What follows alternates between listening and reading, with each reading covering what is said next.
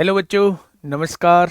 कैसे हैं आप सब लोग? उम्मीद करता हूं कि आप सब लोग अच्छे होंगे, बेहतरीन होंगे, लाजवाब होंगे, एकदम बिंदास होंगे और साथ ही बहुत अच्छे से आप लोग अपनी पढ़ाई को कर रहे होंगे।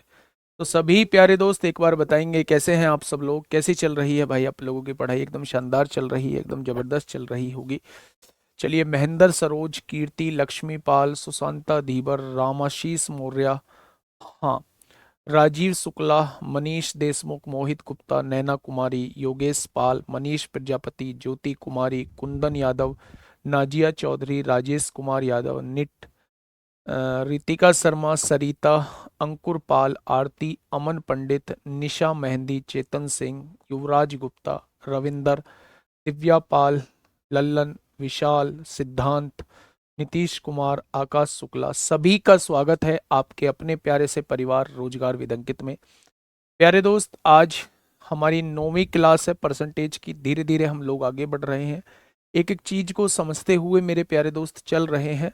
और कल हमने जो चुनाव के क्वेश्चन किए थे, इलेक्शन के क्वेश्चन किए थे, उसके बाद हम लोगों ने सेल्समैन के कुछ क्वेश्चंस किए थे, उसके बाद जो है हम लोगों ने ताजे फल और सूखे फल वाले कॉन्सेप्ट को मेरे भाई समझा था। आज जो हम लोग शुरुआत करने वाले हैं वो वैन आरेख के क्वेश्चन से शुरुआत करने वाले हैं। वैन आरेख के क्वेश्चंस को हम लोग कैसे करते हैं, सारी चीजों पे मेरे भाई हम लोग आज बात करेंगे। ठीक है, तो हेडिंग बनाइए मेरे प्यारे दोस्त। वैन आरेख, वैन आरेख के क्वेश्चंस की पहचान कैसे होती है, पहले उस पहचान को सुनिएगा। टॉपिक का नाम होगा वैन डायग्राम। वैन डायग्राम ये आपको रीजनिंग में भी पढ़ाया जाता है और मैथ में मेरे प्यारे दोस्त परसेंटेज में भी यहाँ से क्वेश्चन बनते हैं। जैसे अगर मैं आपसे कहूं कि एक व्यक्ति है, एक व्यक्ति है, मतलब एक व्यक्ति नहीं है, एक गांव में कुछ लोगों को, मतलब मैं कहूं कि 52% लोगों को चाय पसंद है। मैंने कहा 52% लोगों को चाय पसंद है। और कॉफी जो पसंद है वो 48% लोगों को कॉफी पसंद है। मैंने कहा 52% लोगों को चाय पसंद है और 50% लोगों को कॉफी पसंद है। 50% लोगों को कॉफी पसंद है मेरे भाई। अगर मैं आपसे ये कहूं कि ये क्या है, तो ये पूरा सर्किल जो डिनोट करता है ये उन लोगों के प्रतिशत को डिनोट करता है जिन्हें जिन्हें चाय पसंद है। केवल चाय नहीं, जिन्हें चाय पसंद है, हो सकता है उन्हें कॉफी भी पसंद हो। ये पूरा सर्किल उन लोगों को डिनोट करता है, ये पूरा सर्किल उन लोगों को डिनोट करता है जिन्हें कॉफी भी पसंद है, कॉफी पसंद है। हो सकता है इन्हें चाय भी पसंद हो मेरे भाई।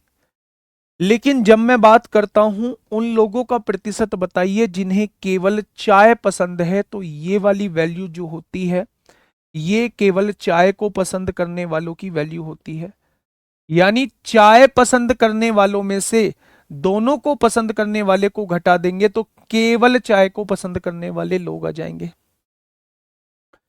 अगर मैं आप लोगों से कहूं केवल कॉफी पसंद करने वाले लोगों का फिगर कौन सी है, तो ये जो है केवल कॉफी को पसंद करने वाले लोगों की फिगर है। यानी कि कॉफी पसंद करने वाले लोगों में से दोनों लोगों को घटा दूंगा जिनको दोनों चीजें पसंद है, तो केवल कॉफी पसंद करने वाले लोग आ जाएंगे। ठीक है, ये जो मेरे प्यारे दोस्त, ये जो बीच में आप लोगों को दिख रहा है, ये मेरे प्यारे दोस्त दोनों पसंद करने वाले लोग होते हैं। ऐसे लोग जिन्हें चाय और कॉफी दोनों पसंद हैं, ये उन लोगों की संख्या को रिप्रेजेंट कर रहा होता है, ये उन लोगों की संख्या को रिप्रेजेंट कर रहा होता है मेरे प्यारे दोस्त। तो उम्मीद है ये चीज आपको समझ में आई होगी। मैं ये बताने की कोशिश कर रहा हूं, ये सर्किल जो होगा ये चाय पसंद करने वालों का सर्किल होगा। ये पूरा सर्किल जो होगा ये कॉफी पसंद करने वालों का पूरा सर्किल होगा। ये जो बीच में कॉमन पार्ट है ये चाय और कॉफी दोनों को पसंद करने वालों का सर्किल एरिया होगा। ये जो येलो कलर में आप लोगों को दिख रहा है ये ओनली चाय को पसंद करने वाले लोगों का फिगर होगी। और ये ग्रीन कलर में जो आपको दिख रहा है ये ओनली कॉफी को पसंद करने वालों की फिगर होगी मेरे भाई। ठीक है, ठीक है। तो मैं एक क्वेश्चन के थ्रू आप लोगों को चीजें समझाने की कोशिश करूंगा मेरे प्यारे दोस्त।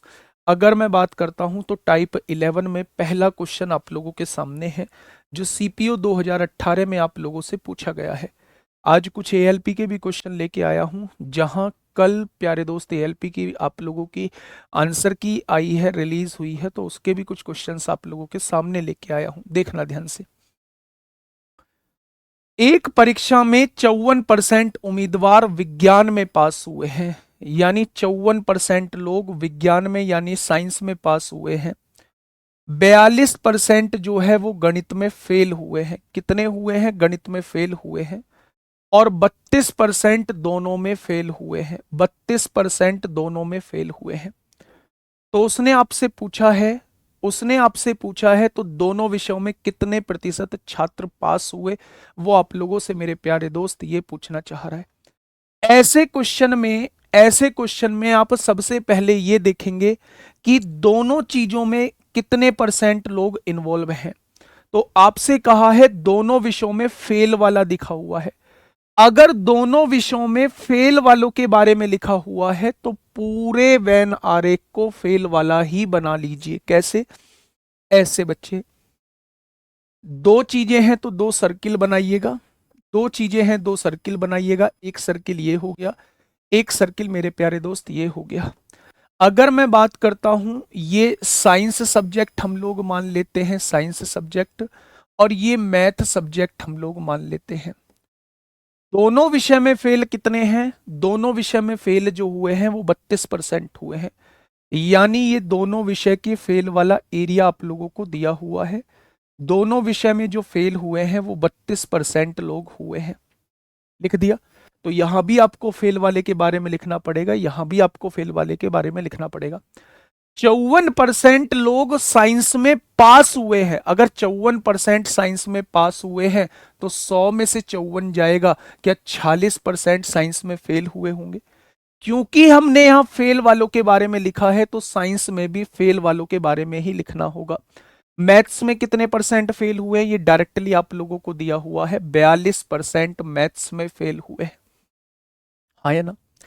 अच्छा, एक चीज मुझे बहुत छोटी सी आप लोग बताइए।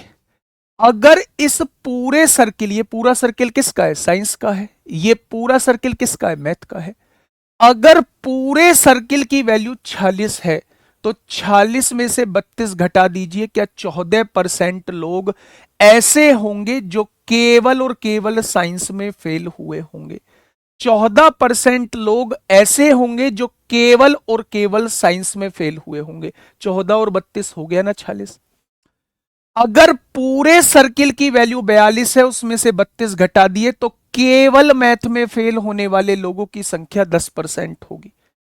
यानी ये जो आपके सामने प्रतिशत लिखा हुआ है, ये उन लोगों का प्रतिशत लिखा हुआ है जो या तो एक सब्जेक्ट में फेल हैं या फिर दोनों सब्जेक्ट में फेल हैं, यानी जिनके साथ फेल नाम का वर्ड जुड़ा हुआ है।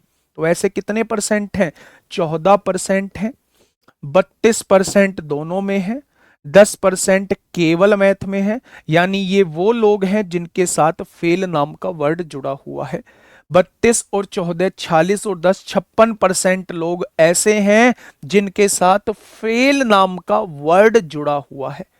उसने कहा है दोनों विषय में पास का परसेंटेज बताइए, यानी जिनके साथ फेल नाम का वर्ड ना जुड़ा हुआ हो। तो अगर मैं 100 में से उन लोगों को घटा दूं जिनके साथ फेल नाम का वर्ड जुड़ा हुआ है तो 44% लोग ऐसे होंगे जिनके साथ फेल नाम का वर्ड नहीं जुड़ा होगा, यानी जो दोनों विषय में पास होंगे। तो आंसर क्या हो जाएगा?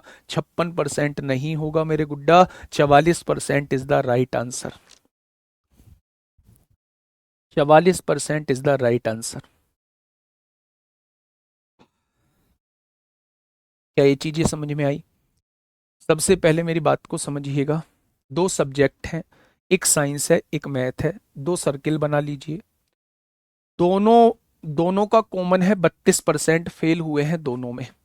तो यहां 32% फेल लिख दीजिए। अगर आपने यहां फेल के बारे में लिख दिया है तो यहां भी फेल के बारे में लिखा जाएगा, यहां भी फेल के बारे में।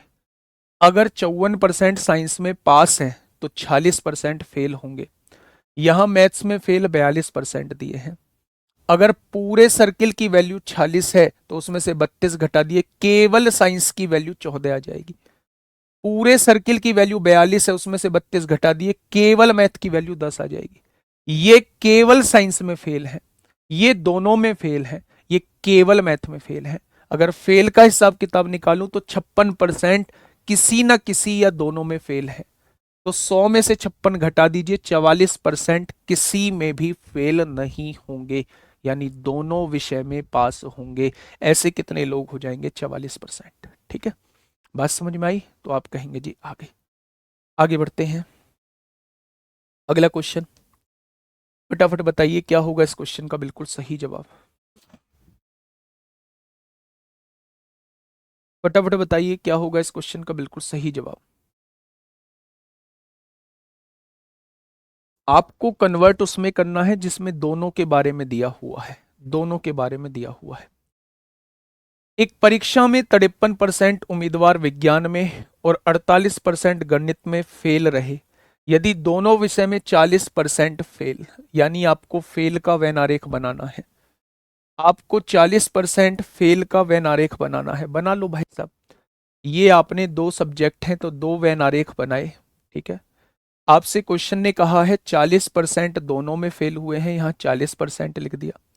यहाँ साइंस है, यहाँ मैथ है। यहाँ साइंस में फेल वालों की संख्या 53% है, फेल ही लिखा हुआ है इसलिए 53 लिख दिया। मैथ में फेल वालों की संख्या 48% है। 53 मतलब पूरे सर्किल की वैल्यू 53 है, 53 में से 40 जाएगा, केवल साइंस में 13% लोग हो जाएंगे। 48 में से 40 जाएगा, केवल मैथ में 8% लोग हो जाएंगे। हो जाएंगे। अगर मैं आप लोगों से ये पूछूं कि फेल कितने लोगों के साथ जुड़ा हुआ है तो आप सबको जोड़ देंगे। 40 और 13 53 और 8 61% लोग ऐसे हैं जिनके साथ फेल नाम का वर्ड जुड़ा हुआ है। उसने कहा दोनों विषय में पास कितने हैं, यानी 100 में से उन लोगों को घटा दीजिए जिनके साथ फेल नाम का वर्ड जुड़ा हुआ है, तो 39% के साथ फेल नाम का वर्ड नहीं जुड़ा होगा। 39% के साथ मेरे प्यारे दोस्त फेल नाम का वर्ड नहीं जुड़ा होगा, यानी ये दोनों विषय में पास होने वाले विद्यार्थी आ जाएंगे। तो इस क्वेश्चन का जवाब क्या हो जाएगा? इस क्वेश्चन का मेरे दोस्त 39% is the right answer. CHSL 2021। इसका भी एक क्वेश्चन 3 वाला बनता है, वो मिसलेनियस में कराऊंगा। एक ही क्वेश्चन कराऊंगा बस इसका 3 वाला, वो मिसलेनियस में कराऊंगा मेरे भाई। चुनाव के 2 क्वेश्चन कराऊंगा, वो मिसलेनियस में कराऊंगा। इसका एक क्वेश्चन कराऊंगा, वो मिसलेनियस में कराऊंगा। बताइए क्या होगा इस क्वेश्चन का बिल्कुल सही जवाब। देखिए भाई, एक कक्षा के 64% विद्यार्थी लड़कियां हैं।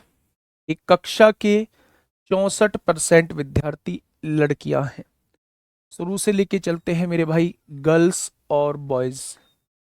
64% लड़कियां विद्यार्थी हैं तो 64 लड़कियां मान ली, तो बचे कुचे लड़के हो जाएंगे। 8 से काटा 8 बार, 8 से नहीं काटते हैं। किससे कट जाएगा? 4 से काटेंगे 16 बार, 4 से काटेंगे 9 बार। 2 जीरो यहां लगा ली, 2 जीरो यहां लगा ली। 1600 लड़कियां हैं, 900 लड़के हैं। देखिए थोड़ा सा ध्यान से समझिए। 64% लड़कियां हैं तो 36% लड़के होंगे, टोटल होते हैं 100%। 64% लड़कियां हैं, 36% लड़के हैं। जब मैंने रेशो निकाला तो 16 और 9 का आया। प्रतिशत में बनाने के लिए मैंने 2 जीरो लगा ली, क्योंकि बाद में कैलकुलेशन में मुश्किल ना हो। आप नहीं भी लगाएंगे 2 जीरो तो भी आंसर आएगा।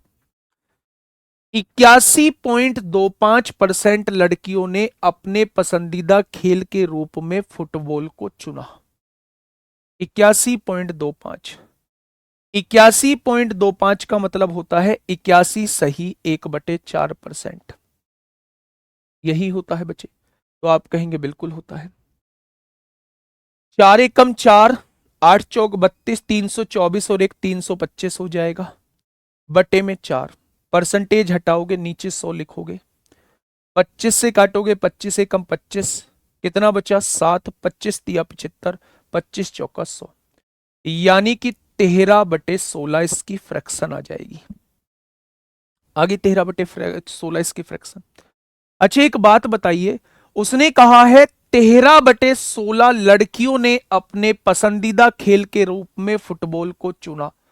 जब मैं इसका 13/16 निकालता हूं तो 16 से 100 बार कटेगा, 13 की गुणा 100 में होगी, यानी 1300 लड़कियों ने अपने पसंदीदा खेल के रूप में फुटबॉल को चुना। आप नहीं भी 100 लगाएंगे तो भी आसानी से कैलकुलेशन हो जाएगी।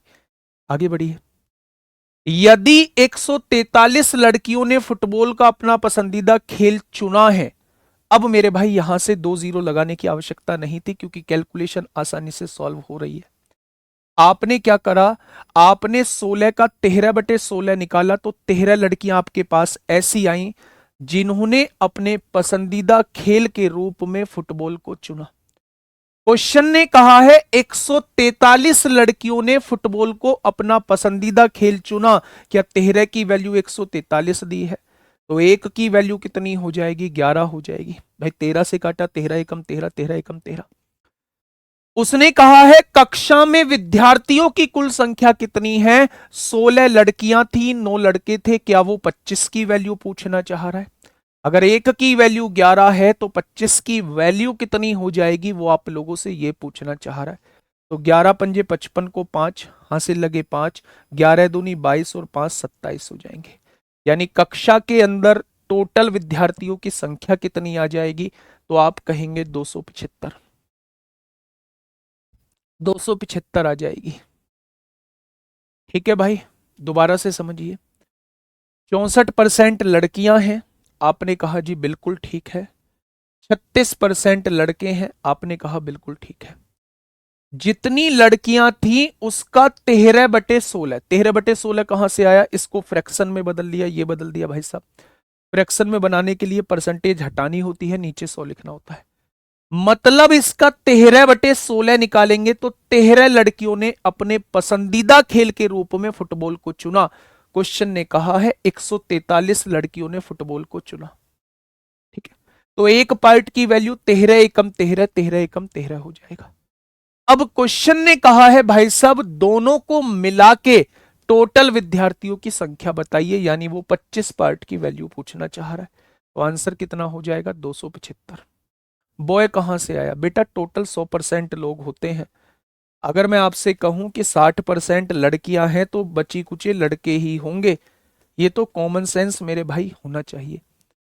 अगर 64% लड़कियां बोला है तो 36% लड़के ही होंगे। ठीक है, नेक्स्ट क्वेश्चन। ये बीच में जो है वेनारिक से अलग क्वेश्चन आ गया था, ये आ गया आपके सामने अगला वेन डायग्राम का फिर से क्वेश्चन। समझिए क्या कहना चाह रहा है मेरे भाई क्वेश्चन।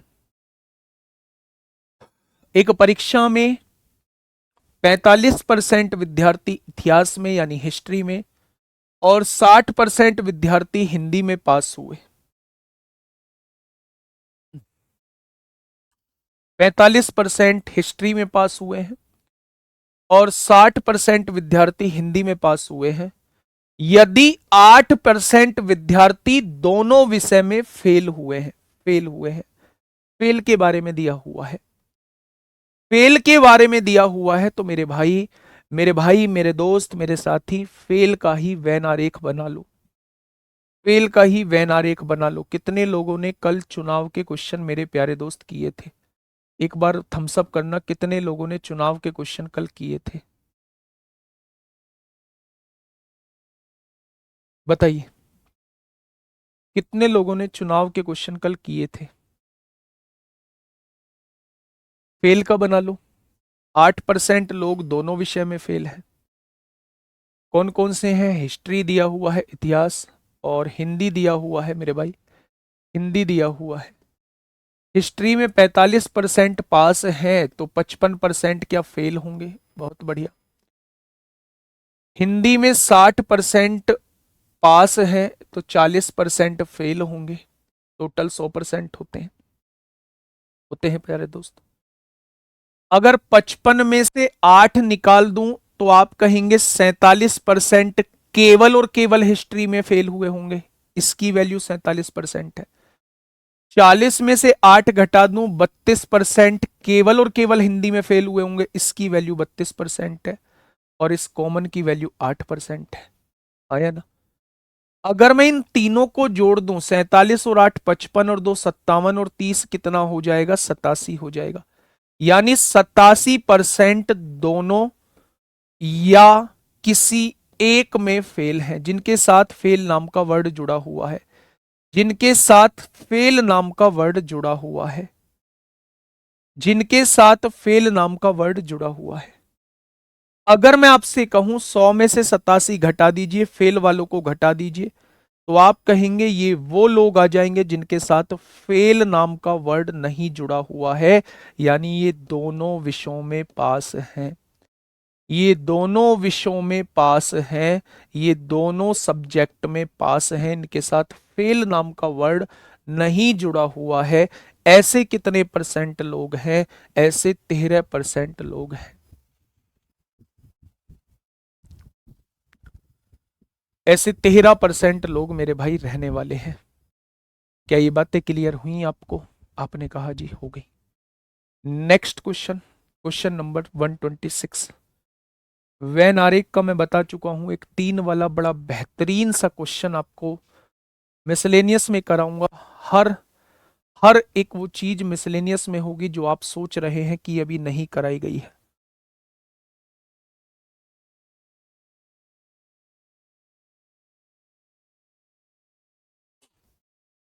बताइए।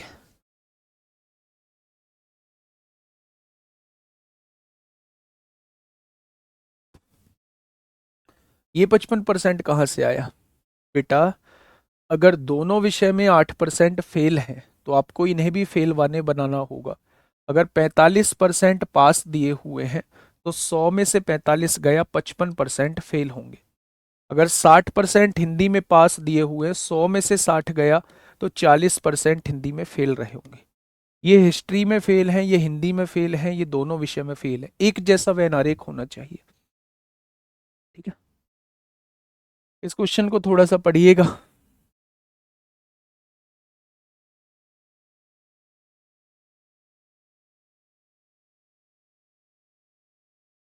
फटाफट बताइए।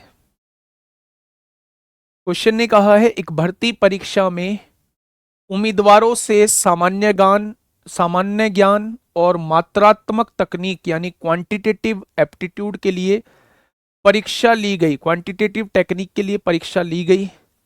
दोनों में असफल रहे, और ये दोनों, ये 54% जो है ये जनरल एप्टीट्यूड में असफल रहे, 45% जो है ये क्वांटिटेटिव टेक्निक में असफल रहे, और 16% दोनों में असफल रहे। असफल वालों का वैन आरेख बना लो। असफल वालों का वैन आरेख प्यारे दोस्त बना लो। असफल वालों का ये बन चुका है, असफल वालों का वैन आरेख बन चुका है।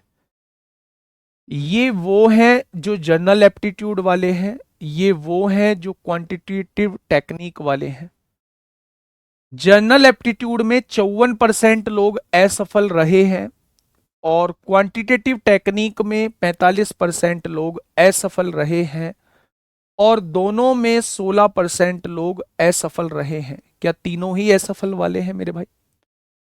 अगर मैं आपसे पूछूं 54 में से 16 जाएगा, 14 में से 6 गया 8, 38% लोग केवल जीए में असफल रहे होंगे। 45 में से 16 जाएगा, 15 में से 6 गया 9, 3 में 29% लोग केवल क्यूटी में असफल रहे होंगे। अब उसने कहा है तो यदि 136 उम्मीदवार दोनों में पास हुए, अगर मैं आपसे फेल वालों की संख्या पूछूं तो 38 और 16 54 और 9 कितना हो जाएगा? 54 और 9 63 और 20 83% किसी ना किसी में असफल हैं।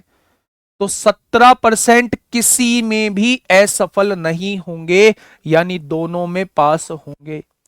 17% किसी में भी असफल नहीं होंगे भाई। 100 में से 83% लोग किसी ना किसी में असफल है, तो 100 में से 83 गया तो 17% लोग किसी में भी असफल नहीं होंगे।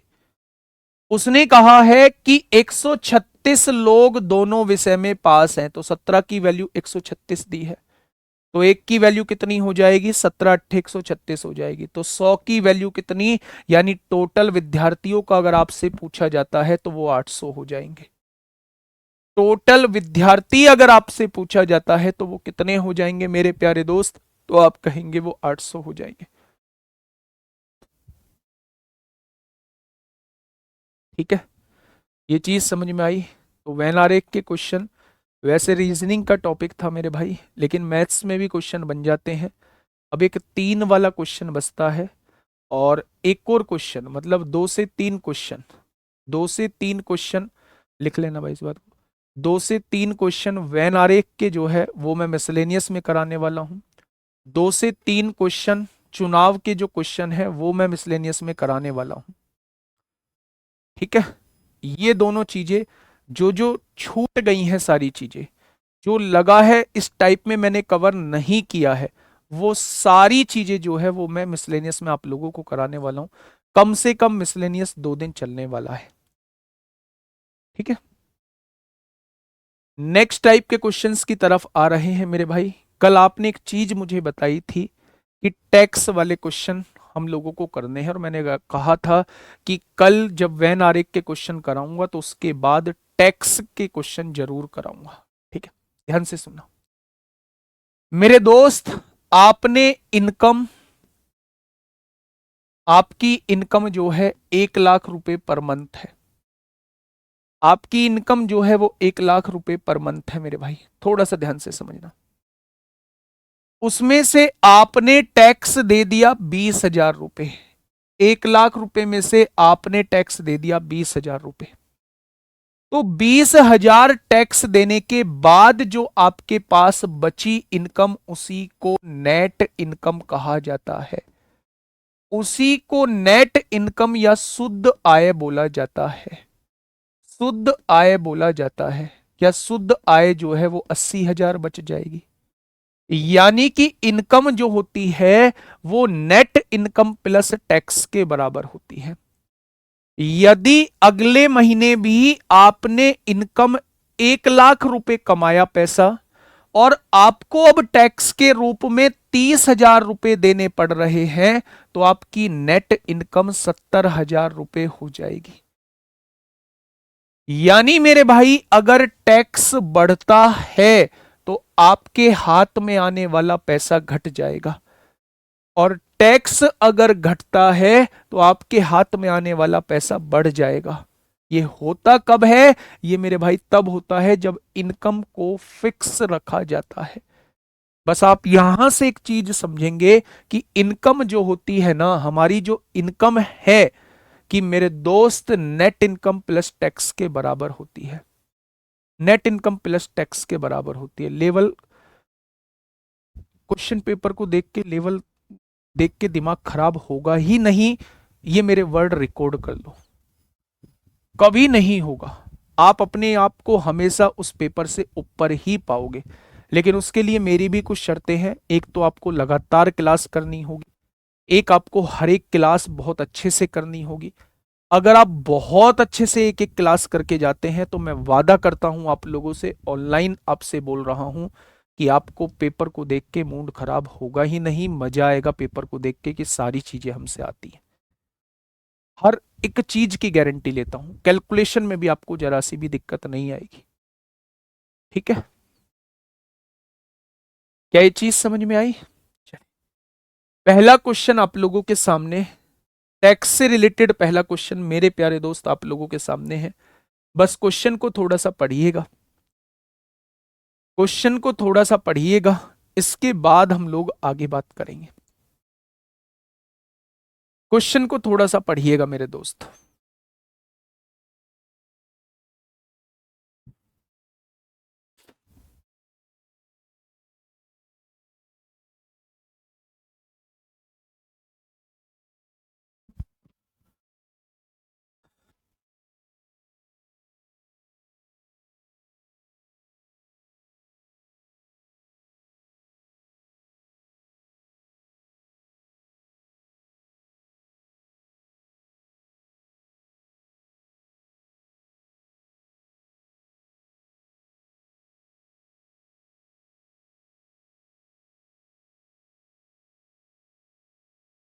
चलिए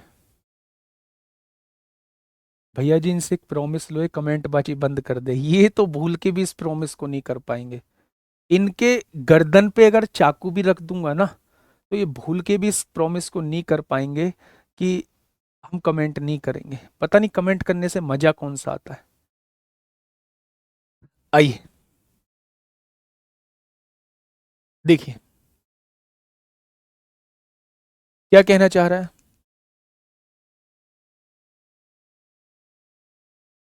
यदि आयकर में 19% की वृद्धि होती है, मेरे प्यारे दोस्त, अगर टैक्स में वृद्धि हुई है तो नेट इनकम में कमी आएगी, ये आप लोग जानते हैं। मैंने आपको बताया था अगर टैक्स 10,000 रुपये बढ़ा है तो नेट इनकम 10,000 रुपये घटेगी। ठीक है, तो अगर इसने यहां बोला है टैक्स में 19% की वृद्धि आई है, तो टैक्स का जो 19% होगा ना, वो शुद्ध आय यानी नेट इनकम के 6% के बराबर होगा। जितना टैक्स बढ़ा होगा उतनी ही नेट इनकम घटी होगी। जितना टैक्स बढ़ा होगा, टैक्स अगर 10,000 बढ़ा है तो नेट इनकम 10,000 घटी होगी। तो टैक्स का जो 19% होगा वो नेट इनकम के 6% के बराबर होगा। ये बात समझ में आई। अब देखिए यहां से रेशो निकाल लीजिए टैक्स और नेट इनकम का, मेरे प्यारे दोस्त। नेट इनकम गुणा में है, इधर आके भाग में, ये गुणा में है, उधर जाके भाग में। यानी कि 19 रुपए आपके हाथ में आते हैं, नेट इनकम मतलब 19 रुपए आपके हाथ में आते हैं जब, मेरे प्यारे दोस्त, आप 6 रुपए टैक्स दे देते हैं। जब 19 रुपए आपके हाथ में आते हैं, जब 6 रुपए आप टैक्स दे देते हैं। टैक्स कितना है? 6 रुपए। बचते कितने हैं टैक्स देने के बाद? 19 रुपए। क्या टोटल मिला के आप 25 रुपए कमा रहे होंगे? 25 रुपए में से 6 रुपए टैक्स दे दिया, 19 रुपए आपके बचे।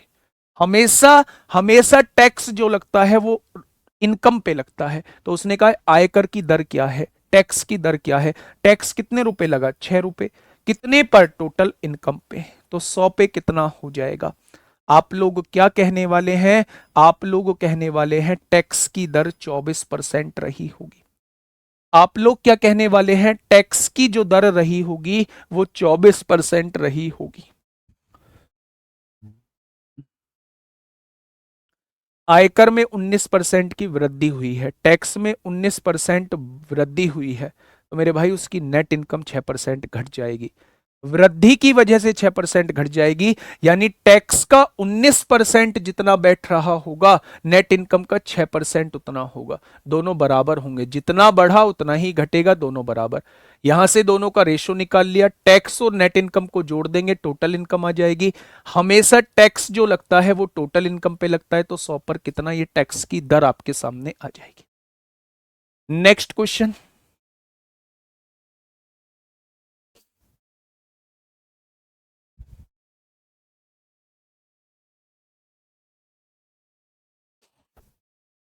सर मेरी मैथ्स बहुत वीक है। गुड़िया आपकी पता नहीं क्या क्या वीक लग रहा है मुझे। आपने लिखा है सर मेरी मैथ्स बाबुत वीक ही, मैथ्स की वजह से मेरा सिलेक्शन, SALEKSAN सिलेक्शन रुक जाता है। प्लीज सर हम क्या करें? बेटा पढ़ाई करो, पढ़ाई करो।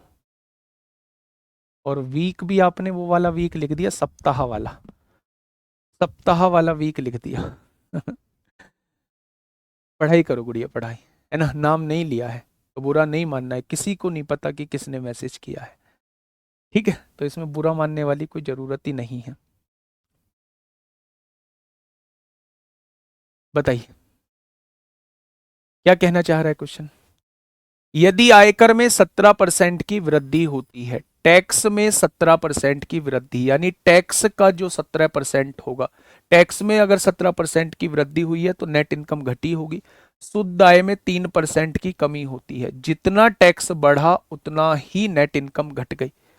ठीक है मेरे भाई, तो टैक्स और नेट इनकम में रेशो निकालूं तो कितना आएगा? 3/17। 3 रुपए टैक्स देने के बाद नेट इनकम 17 बची, तो टोटल 20 रुपए कमाए होंगे। तो आयकर की दर पूछना चाह रहा है, तो भाई साहब 3 रुपए का टैक्स लगता है। 3 रुपए का टैक्स लगता है, कितने रुपए पर? टोटल 20 रुपए पर। तो 100 पर कितना हो जाएगा? तो आप क्या कहने वाले हैं? आप कहने वाले हैं 15% टैक्स की रेट हो जाएगी। 15% जो है वो टैक्स की रेट हो जाएगी। ये चीज समझ में आ गई क्या? तो आप कहेंगे जी आ गई। नेक्स्ट क्वेश्चन, फटाफट बताइए। Question number 129, question number 129।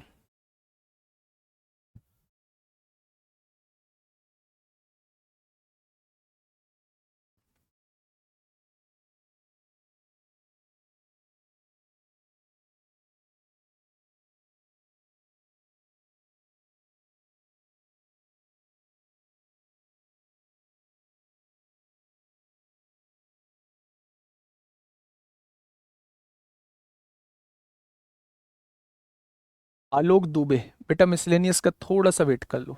मेरे ख्याल से आज ही मिसलेनियस चालू हो जाएगा, है ना? आज ही मिसलेनियस चालू हो जाएगा, फिर कल और परसों 2 दिन मिसलेनियस चलेगा, उसमें सारे क्वेश्चंस करा दूंगा। थोड़ा सा क्वेश्चंस का लेवल अच्छा रहेगा उसमें, ठीक है?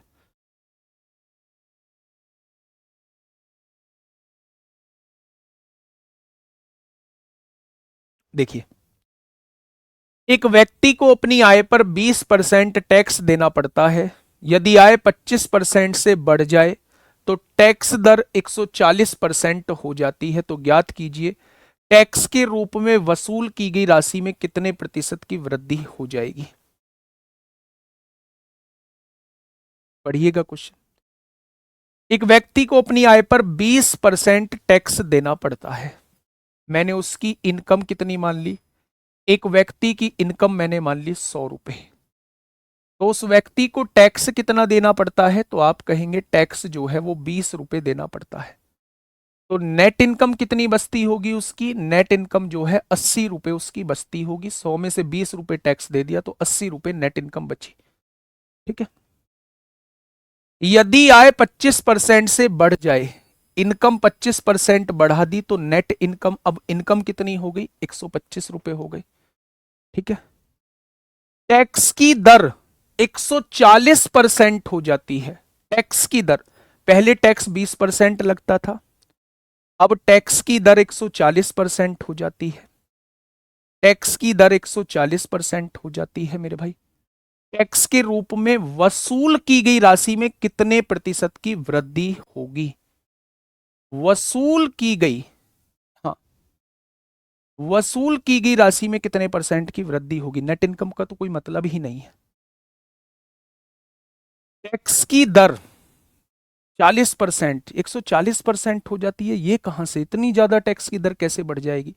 यदि आय 25% से बढ़ जाए तो आय तो होगी 125%, तो टैक्स की दर 140% हो जाती है भाई साहब। 140% टैक्स देना पड़ रहा है।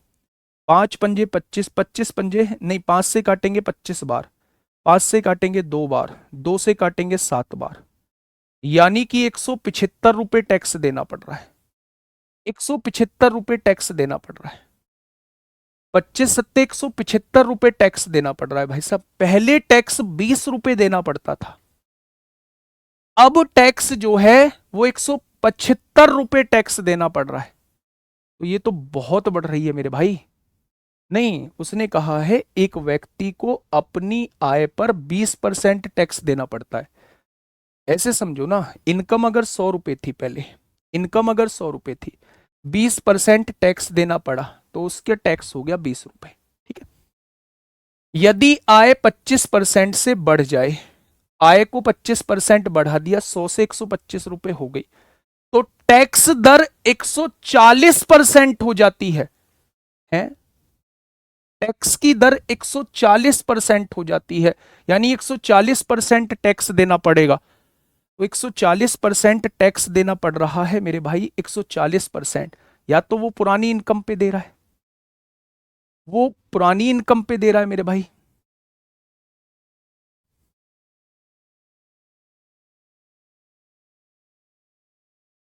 नहीं, खेत बेचकर नहीं, ऐसा नहीं है।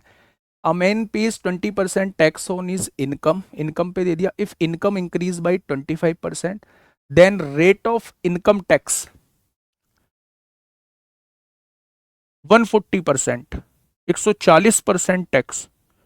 भाई अपनी इनकम से ज्यादा कैसे दे देगा? 140% टैक्स दे रहा है। Find how much percent increase amount of income tax.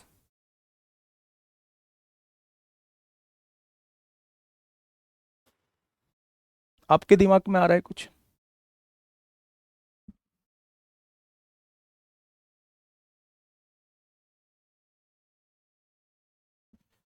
140% tax देना पड़ रहा है।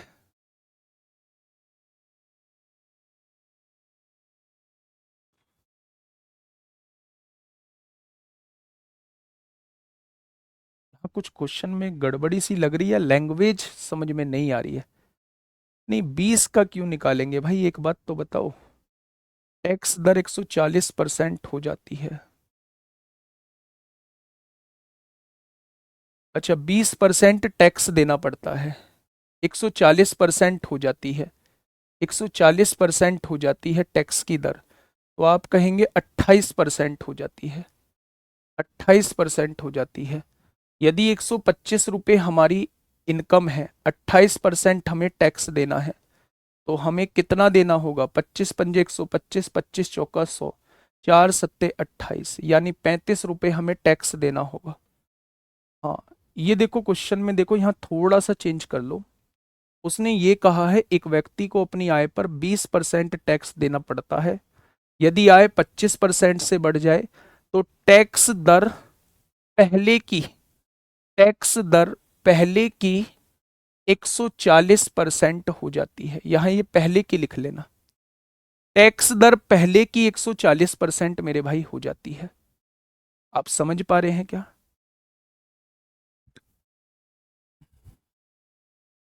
नहीं, देखो, 100 रुपये इनकम थी, 20% टैक्स देना पड़ता था, यानी 20 रुपये आपने टैक्स दे दिया। ये थोड़ा सा समझते हैं। अब उसकी इनकम जो है वो 25% बढ़ी, यानी 100 से इनकम 125 हो गई, हो गई।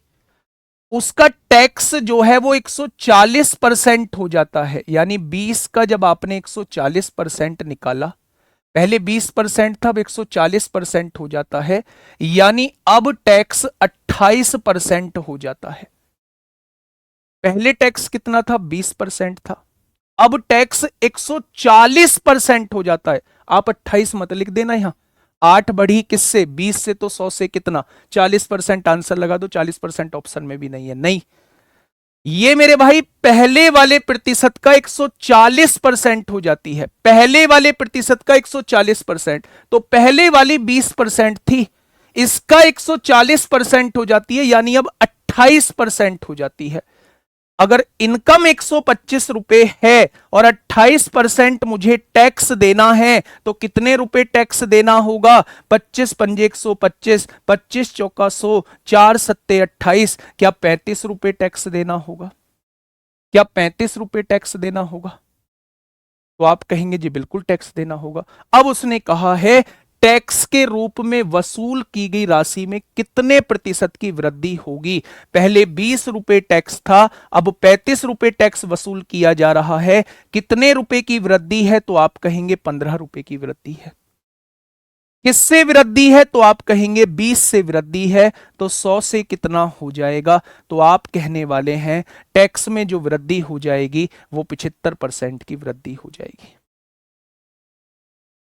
टैक्स में जो वृद्धि हो जाएगी वो 75% की हो जाएगी।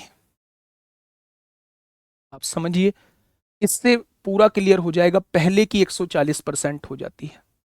हाँ, बढ़ा हुआ ही मैंने बताया है। 15 बढ़ा टैक्स, किससे बढ़ा? 20 से बढ़ा, तो 100 से कितना? 75% टैक्स में वृद्धि हो जाएगी।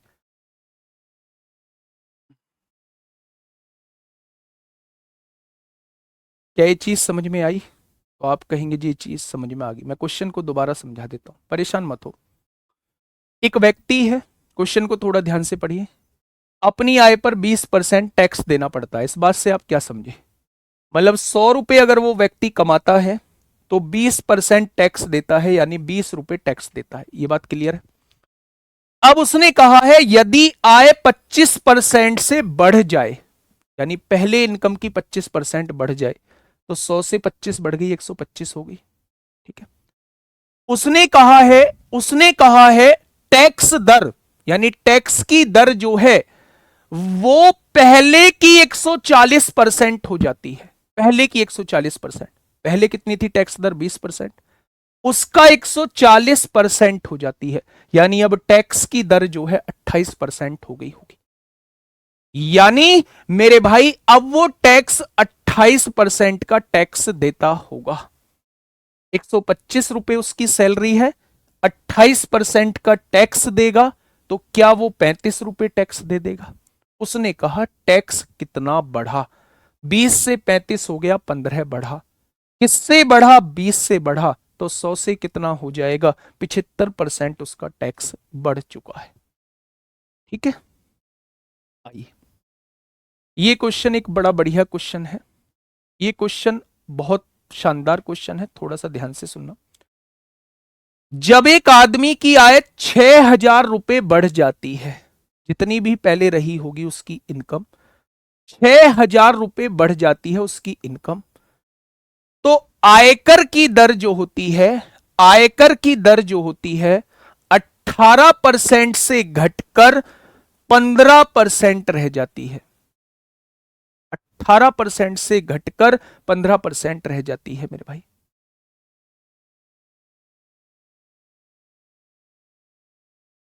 जब इनकम 6,000 बढ़ी, यानी पहले वो कितने भी रुपए कमाता था, ए कमाता था, अब 6,000 रुपए इनकम बढ़ गई है, तो क्या वो अब ए प्लस 6,000 रुपए कमाता है? हाँ या ना? तो आप कहेंगे बिल्कुल हाँ। आयकर की दर, टैक्स की दर 18% से घटकर 15% रह जाती है। बहुत बढ़िया। जब दोनों ही परिस्थितियों में 25% आयकर मुक्त है, यानी 25% पर हमें कोई टैक्स नहीं देना होता, दोनों ही परिस्थितियों में वह समान आयकर चुकाता है, यानी टैक्स भी बराबर देता है, तो उसकी आरंभिक आय ज्ञात कीजिए। आरंभिक आय ज्ञात कीजिए। बच्चे बहुत प्यार से सुनना, बहुत इंपॉर्टेंट है क्वेश्चन, पूछे जाते हैं ऐसे क्वेश्चन। देखिए थोड़ा सा ध्यान से समझिएगा। मेरी इनकम पहले ए थी, अब मेरी इनकम 6,000 बढ़ चुकी है, यानी मेरी इनकम ए प्लस 6,000 हो चुकी है। इस बात में कोई दिक्कत? मेरी इनकम पहले कितनी थी वो मैंने ए रुपए मान ली है, अब मेरी इनकम 6,000 बढ़ चुकी है, 6,000 बढ़ चुकी है, तो ए प्लस 6,000 हो चुकी है। ठीक है, दोनों ही केस में 25% पर कोई टैक्स नहीं लगता, यानी कि मैं अपनी इनकम के 75% पर टैक्स देता हूं। पहले भी 75% पर टैक्स देता था, अब भी मेरे भाई 75% पे टैक्स देता हूं। अपनी इनकम का 75% निकाल दूंगा, इस पे टैक्स लगेगा, अपनी इनकम का 75% निकाल दूंगा, इस पे टैक्स लगेगा। पहले 18% टैक्स लगता था, अब 15%, यानी 18% निकाल दूंगा, ये पहले का टैक्स आ जाएगा, और अब 15% निकाल दूंगा, ये अब का टैक्स आ जाएगा। और उसने कहा है दोनों ही परिस्थितियों में टैक्स बराबर है, क्या मैं दोनों को बराबर लिख सकता हूं? क्या मैं दोनों को बराबर लिख सकता हूं? तो आप कहेंगे जी बिल्कुल लिख सकते हो। क्वेश्चन को सोल्व कर दो एक ही लाइन में मेरे भाई। हाँ, 200 से 200 उड़ जाएंगे, 75 से 75 उड़ जाएगा, 3 छिंग 18, 3 पंजे 15, 6 की गुणा ए में करेंगे 6 ए आएगा, 5 की गुणा ए में करेंगे 5 ए आएगा, 6,000 की गुणा 5 में करेंगे 30,000 आ जाएगा। आ जाएगा मेरे भाई? आएगा या नहीं? तो यानी मेरे भाई बहुत बढ़िया, बहुत शानदार। 6 में से 5 गया, अगर पुरानी आय अगर वो आपसे पूछता है तो पुरानी आय 30,000 होगी, और वर्तमान की आय अगर वो आपसे पूछता है तो 6,000 बढ़ चुकी है, वर्तमान की आय 36,000 हो जाएगी। अब क्वेश्चन ने क्या कहा है? उसकी आरंभिक आय बताइए। तो जो लोग 50,000 आंसर दे रहे हैं मेरे दोस्त, बिल्कुल गलत जवाब है। इसकी जो इनकम हो जाएगी वो 30,000 हो जाएगी। इसकी जो इनकम हो जाएगी वो 30,000 हो जाएगी।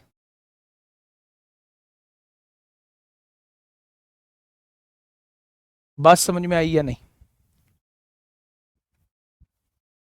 बिल्कुल बारीकी से, बहुत आराम से चीजों को कराया है मैंने, ध्यान से सुनना। क्वेश्चन ने कहा क्या है, एक बार दोबारा से सुन लीजिए मेरे दोस्त। एक आदमी की आय 6,000 बढ़ जाती है, टैक्स की दर पहले 18% टैक्स था, 15% रह जाता है। पहले भी 25% पर कोई टैक्स नहीं दिया जाता था, अब भी नहीं दिया जाता है। दोनों ही परिस्थितियों में टैक्स समान है मेरे प्यारे दोस्त। तो उसकी आरंभिक आय वो आप लोगों से पूछना चाह रहा है, आरंभिक आय कितनी होगी। मेरे भाई अगर पहले इनकम ए रुपए मान लूं तो अब इनकम ए प्लस 6,000 हो जाएगी। 6,000 बढ़ चुकी है, कोई दिक्कत नहीं है। 25% आयकर मुक्त है, यानी इस पर कोई टैक्स नहीं लगेगा। तो टैक्स किस पे लगेगा? इनकम के 75% पे। 100 में से 25 गया तो 75% पे टैक्स लगेगा। पहले टैक्स कितना लगता था? इस पर 18% का टैक्स लगता था। अब टैक्स इस पे कितना लगेगा? 15% पे लगेगा। 15% लगेगा। 75/100 से 75/100, 100 से 100, 3×6 = 18, 3×5 = 15, 6 की गुणाई में 6, 5 की गुणाई में 5, 5 की गुणा 6,000 में 30,000, 6 में से 5 गया, ए की वैल्यू 30,000। पहली इनकम 30,000, अब की इनकम 36,000। ठीक है। 5 कैसे आया बेटा? 5 की गुणा करो ना, ये में 5 प्लस 5 की गुणा 6,000 में करो, 30,000 आएगा। ठीक है। नेक्स्ट ऐसा ही क्वेश्चन है, अभी देंगे इसका जवाब। और इसके बाद प्यारे दोस्त हम लोग मिसलेनियस की तरफ बढ़ रहे हैं। इसके बाद हम लोग प्यारे दोस्त मिसलेनियस की तरफ बढ़ रहे हैं। फटाफट मुझे बताइए, मिसलेनियस हम लोग मंडे से स्टार्ट करेंगे। मिसलेनियस हम लोग मंडे से स्टार्ट करेंगे। हर एक टाइप के क्वेश्चंस मैं आप लोगों को करा चुका हूं, बस थोड़ी सी मुझे मिसलेनियस में प्रैक्टिस करानी है। 2 दिन प्रैक्टिस कराऊंगा, 2 दिन मेरे प्यारे दोस्त प्रैक्टिस कराऊंगा। एक और कराओ ऐसा क्वेश्चन, ये रहा आपके सामने एक और क्वेश्चन। ठीक है बेटा, 6,000 अधिक कमा रहा है, टैक्स ज्यादा लगना चाहिए, बिल्कुल मैं आपकी बात से सहमत हूं। लेकिन उसने कहा है दोनों ही केसेस में टैक्स समान है।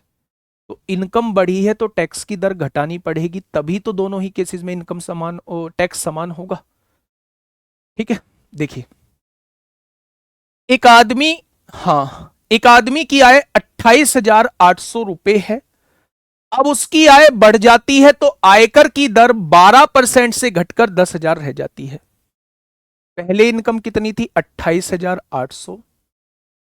अब उसकी इनकम जो है वो बढ़ जाती है, मैंने मान ली उसकी इनकम ए रुपए बढ़ गई। अब उसकी इनकम इतनी हो गई। पहले उसकी इनकम कितनी थी मेरे भाई? पहले उसकी इनकम 28,800 थी। अब उसकी इनकम कुछ बढ़ जाती है, मुझे नहीं पता कितनी बढ़ जाती है। ठीक है। आयकर की दर 12% से घटकर 10% रह जाती है। पहले 12% टैक्स लगता था, अब मेरे भाई 10% टैक्स लगता है, ऐसा क्वेश्चन ने कहा है। आगे बढ़िएगा। जबकि दोनों ही परिस्थितियों में 30% आयकर मुक्त है। पहले भी 70% पे टैक्स लगता था, 30% पे कोई टैक्स नहीं। अब भी 70% पे ही टैक्स लगता है। बहुत बढ़िया। तथा दोनों ही परिस्थितियों में वह समान आयकर चुकाता है। दोनों ही परिस्थितियों में टैक्स समान दिया हुआ है। हो गया क्वेश्चन का। उसकी आरंभिक आय में कितनी वृद्धि हुई, यानी ए की वैल्यू पूछ रहा है। 70/100 से 70/100, 100 से 100 कट गया, एक जीरो से एक जीरो कट गई। ठीक है। 12 0 0, 12 8 96 कुछ है हासिल 9, 12 8 96, 96 और 9 105 को 5 हासिल 10, 12 दूनी 24 और 10 34। ये प्लस का है, ये प्लस का है 28,800, इधर आके माइनस का हो जाएगा। तो ये ए की वैल्यू आपके सामने आ जाएगी। 0 6 15 में से 8 गए 7, 13 में से 8 गए 5, 5760। यानी उसकी इनकम में कितने की वृद्धि हुई? तो आप कहेंगे 5760 की। ठीक है। पहले इनकम 28,800 थी, अब उसकी 28,800 में कुछ वृद्धि हो गई। पहले 12% टैक्स लगता था, अब 10% टैक्स लगता है। पहले भी 30% आयकर मुक्त थी, अब भी 30% आयकर मुक्त है। दोनों ही केसेस में समान ब्याज मिलता है। तो मेरे भाई आंसर कितना हो जाएगा? 5760 इस क्वेश्चन का जवाब हो जाएगा। ठीक है। मिसलेनियस की तरफ चल रहे हैं।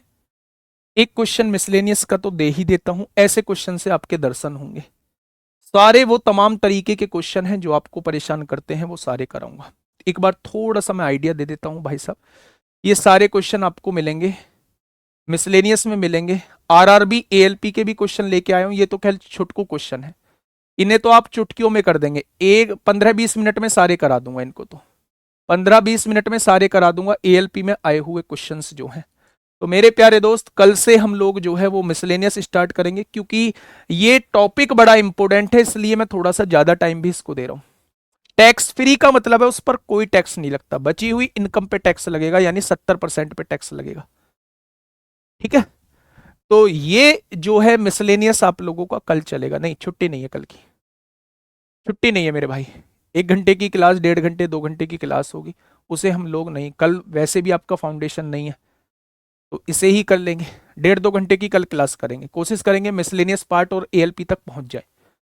ठीक है मेरे भाई, आज के लिए इतना ही। मिलते हैं कल एक शानदार क्लास के साथ, ठीक 12 बजे, बेहतरीन क्लास के साथ। Okay, tata, bye bye.